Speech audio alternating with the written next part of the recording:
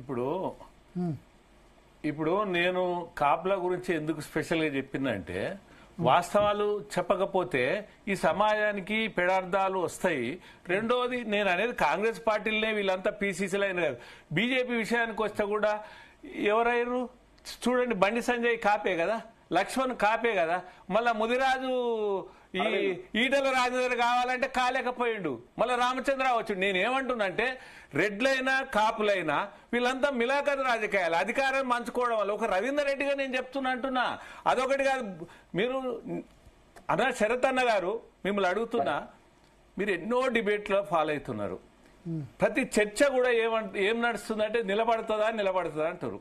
అంటే మనం రాజ్యాంగం ప్రకారంగా చర్చించుకున్నప్పుడు రాజ్యాంగం మూల సూత్రాలైన 3 సూత్రాలను పాటించాలనా వద్దా? ప్రభుత్వం అయినా ఏదైనా మరి పాటించకుండా అనర్హులను అర్హుల జాబితాలో చేర్చినప్పుడు అది ఎట్లా నిలబడుతుంది? నిలబడదు కదనా.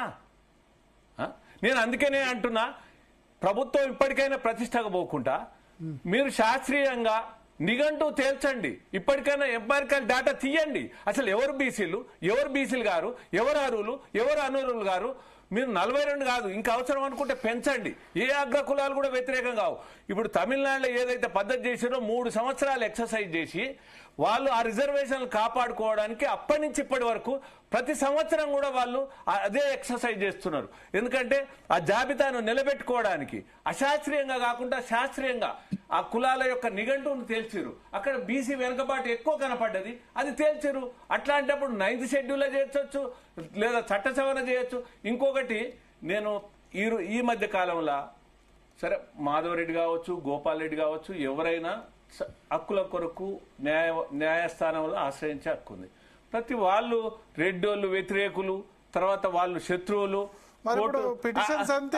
అంటే నేను అంటున్నా భరత్ గారు, ఈడబ్ల్యూఎస్ రిజర్వేషన్లు ఉభయ సభలు ఆమోదం చేసినాయి, పార్లమెంటు రాజ్యసభ. 103 రాజ్యాంగ సవరణ జరిగింది.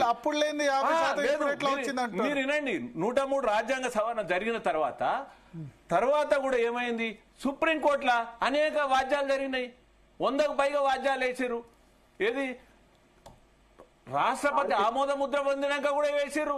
అట్లే తర్వాత అదే దీన్ని అమలు చేయడానికి 2019లో చట్టం వస్తే మేము పోరాటం చేస్తే కేసీఆర్ 2021లో అమలు చేస్తే దాని మీద కూడా హైకోర్టులో కూడా వాద్యాలు వేసారు. కోర్టుకు పోకుండా ఎట్లుంటారు? అది రాజ్యాంగం కల్పించిన హక్కు.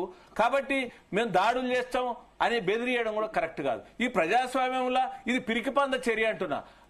ఏదైనా చట్టబద్ధంగా రాజ్యాంగబద్ధంగా పోరాటం చేయాలి, కానీ మనం చేసే పనులు కూడా చట్టబద్ధంగా నిలబడే పనులు చేయాలి. ఈ విధంగా కుల వైషమ్యాలు సృష్టించడం కూడా కరెక్ట్ కాదని నేను వాదిస్తున్నా. మాధవరెడ్డి గారు, ఇప్పుడు మీ కేసు సంబంధించి మీరు ఎంబీసీల గురించా